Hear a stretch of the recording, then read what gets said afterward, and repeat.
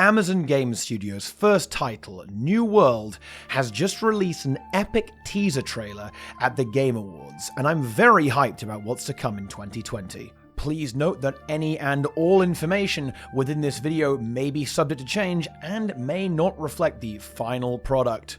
You have been warned.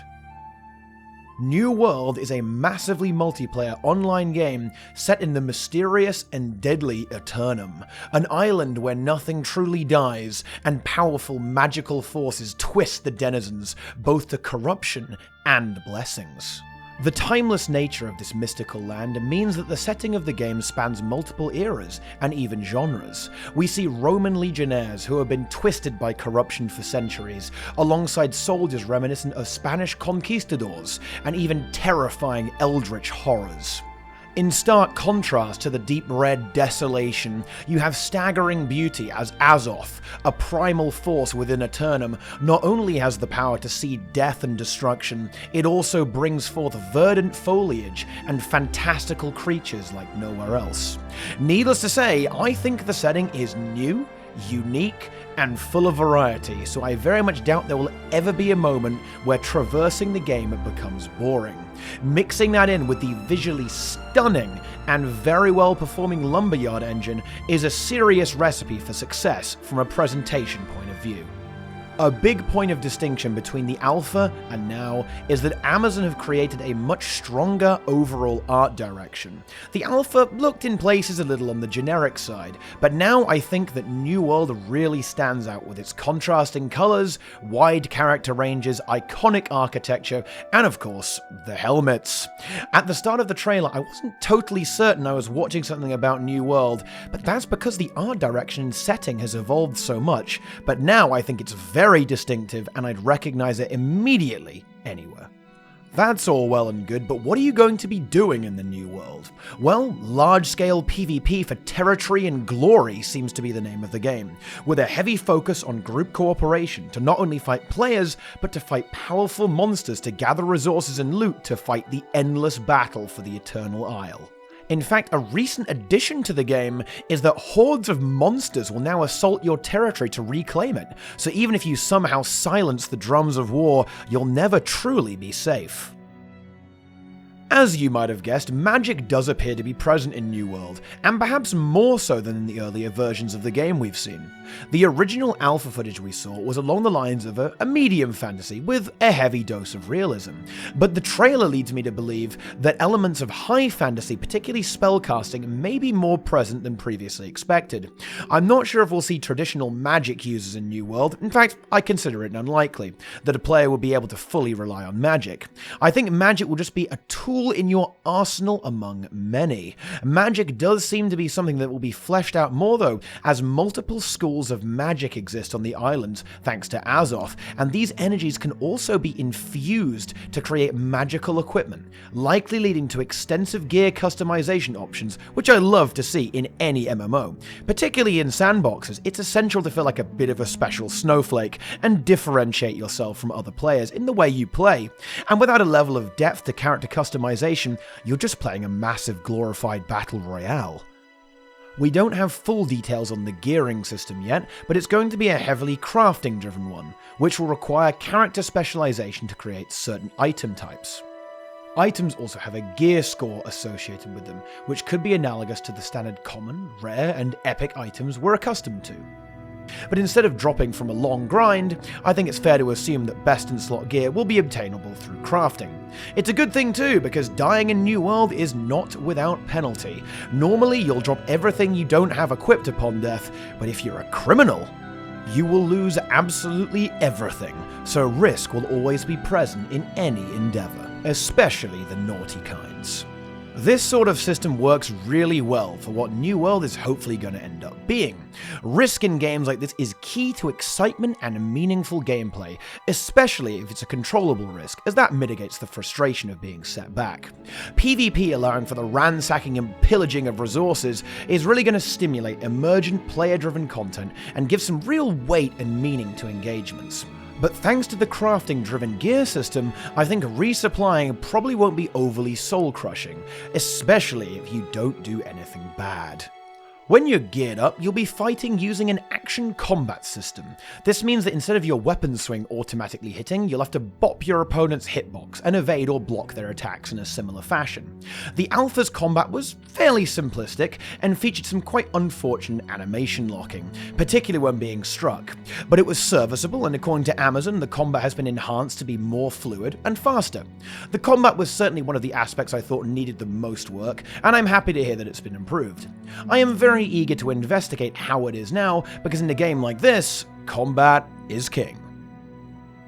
A nice bonus feature of the game is collision. No stacking inside each other's hitboxes. You'll have to be careful about where you stand so you can attack or defend effectively. The lack of stacking also means that the battles are going to look insanely epic, immersive, cinematic, and roleplay friendly by default, so that is some good news.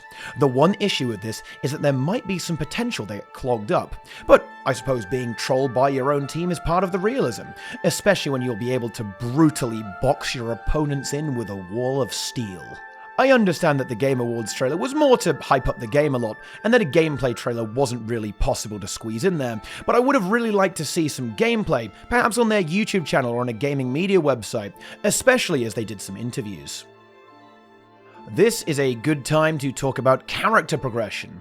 New World features a classless progression system that allows you to specialize in all sorts of ways, including combat styles through something called Weapon Mastery, enabling multiple playstyles per weapon set. An example given in an interview with MMORPG.com was the Sword and Shield. A player could choose to focus on damage with this weapon set, or instead take on durability and be a tank of sorts. Now, this is a little bit nebulous, and we really need to get our hands on with this system to evaluate it correctly, but the idea is sound in my opinion. And if you know my thoughts on MMO design, you'll know that I advocate for giving the players as many options as possible, and this seems to do just that. If every weapon can generate multiple playstyles, from glass cannons to tanks to a little bit of both, then I think there should be something out there for everyone's fantasy. Build your own class. Different group playstyles and synergies are very likely to also emerge here, using multiple weapon types and styles to create unique methods of crushing your opponents. Something that I think is really fantastic about the progression in New World is that low-level characters will be able to hop on board with a higher-level party and still be able to do something. No more waiting around for your friends to catch up. You can be somewhat effective versus higher-level players and monsters. You'll definitely want to have a group of tough friends to help you out if you're feeling far too skilled for the earlier zones, but this lowering of the bar to entry and defocusing on level as the defining factor on your effectiveness is an excellent piece of design in my view. Skill and teamwork prevail, and if you have a bunch of new friends to the game, they can jump right in and play with you. They might be significantly less effective than you and more vulnerable to attack, but you can compensate for that by maybe having them stay back with range weapons or play safe while you take the brunt. Either way, the accessibility and promotion of socializing and grouping up whenever you want is a massive pro for the longevity of the game and for the overall feeling of teamwork.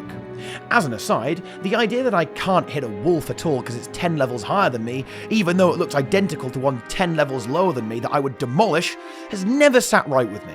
I'm happy to see a different approach here. The next layer of progression is in fact player housing. It was recently announced that players will be able to have a house, presumably in a settled area, and customize it and invite other players in. A great addition for immersion and roleplay purposes that may also cement the player into committing to an area of the game somewhat, and having a vested interest in defending it from players or monsters burning it down. Which is key. If your game is about controlling territory, then you better add plenty of reasons to care about said territory. Player housing is not of particular interest to me, but I know it is a very popular concept and a solid addition to the game. The highest tier of progression, and of course the most thrilling, is controlling the very game itself. Groups of players will be able to conquer lands, laying claims to resources, and something far more important than that, bragging rights. Owners of territories will be able to set taxes and even charge for services within their settlement, but in return for this, the inhabitants will benefit from having an area of reprieve from the harsh wilderness and a staging point to explore. Players in possession of such settlements will obviously want to have nothing but the best available to their friends and discerning customers. And if something is required for the settlement, then players around will be able to chip in to support the settlement and by proxy, themselves. The idea of actually affecting the world and your actions mattering for the time to come is a coveted thing in MMOs, and the dynamic and social nature of these settlements does seem very promising. And we haven't even got to fighting over them yet. Which is what we'll talk about now. I must say I am a little disappointed to learn that it appears sieges to these structures may be instanced in a 50v50 bloodbath, which is the maximum size of a company or guild on either side. This decision may have been for balance reasons, technical, or even to reduce the sheer chaos a game like New World would be likely to inspire, but I definitely consider this an unfortunate development. A true open-world mass PvP game is what I was expecting, and all the chaos that comes with it. So I really hope that this is something that can change, as having instanced PvP is limiting the scope of battles and all of the devious politics and backstabbing that can generate endless content of vendettas and drama. This is a particularly sore point for me, as I'm a massive fan of World vs. World in Guild Wars 2, and the best part about that game was winning a fight against impossible odds of multiple groups, or working together with multiple guilds. Isolating two groups in an instance seems a bit contrary to the nature of a mass-scaled world PvP sandbox. However, even if this change ends up staying, I think it's okay, and will still be a hell of a lot of fun just by the very nature of 100 players clashing in glorious combat. Massive world PvP will still be a thing to get that world versus world vibe, with presumably a huge amount of players possible. It's just that fighting over the very important settlements will be a bit more structured. Which is fair enough, and could very well be epic and cinematic in its own right, perhaps even more so. It'll probably be more skill and tactics based too, so it's important to remember that having a balanced experience can outweigh the clown fiesta, especially as gaining and holding territory will apparently be quite the challenge.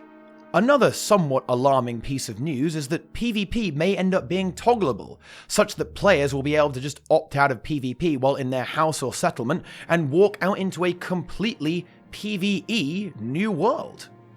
This does worry me, as it seems to be a massive step away from the original design philosophy of the game, which I very much loved.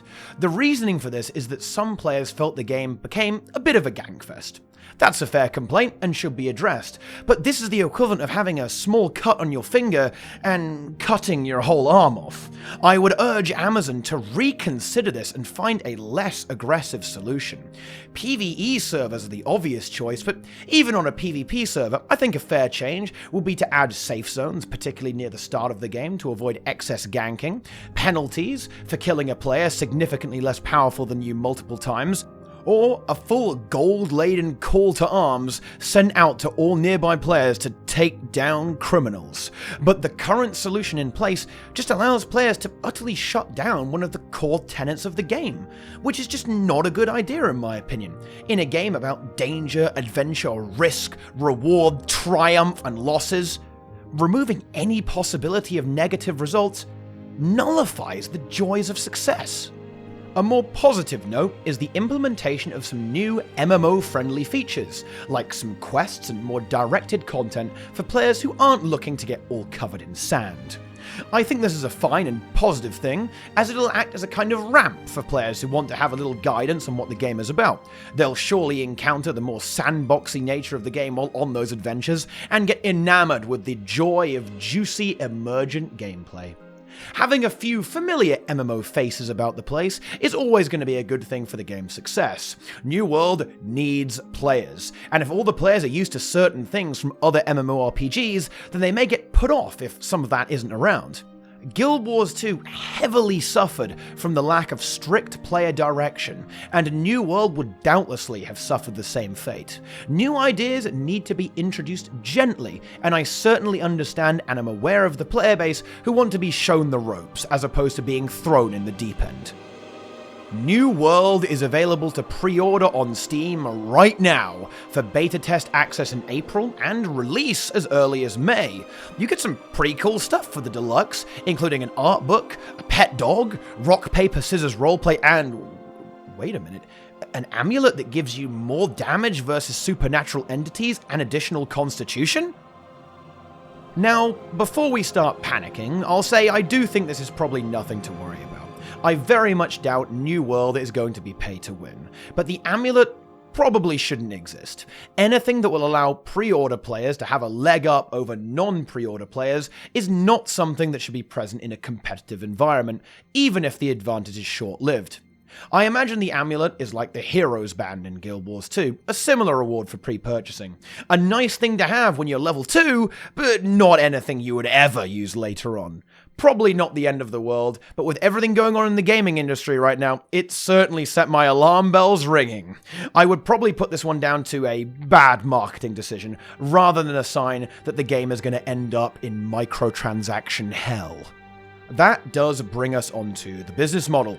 New World will be a one-time purchase supplemented with cosmetic microtransactions. Now, I don't particularly like microtransactions. I think they inevitably compromise games in some way, no matter how small, but it may be minor, like having to pay to get the cutest dog available.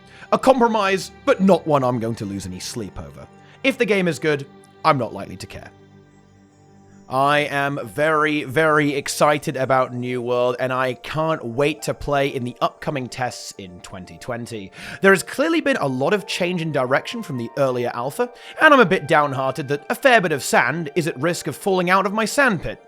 However, I do look forward to getting my hands on the game and seeing how it's come along during the silent period of 2019. I'll be covering the game on my Twitch channel and of course here on YouTube, so be sure to follow and subscribe for that. It's the game I'm anticipating most right now, so expect nothing but the finest scrutiny. I eagerly await my opportunity to meet you on the fields of battle in Eternum. Friend or foe, I'll probably try to steal all your stuff somehow. All the links to my sources for this video are in the description. Be sure to check them out to get all the details and be introduced to fabulous gaming journalism. Thanks for watching, and I'll see you all there.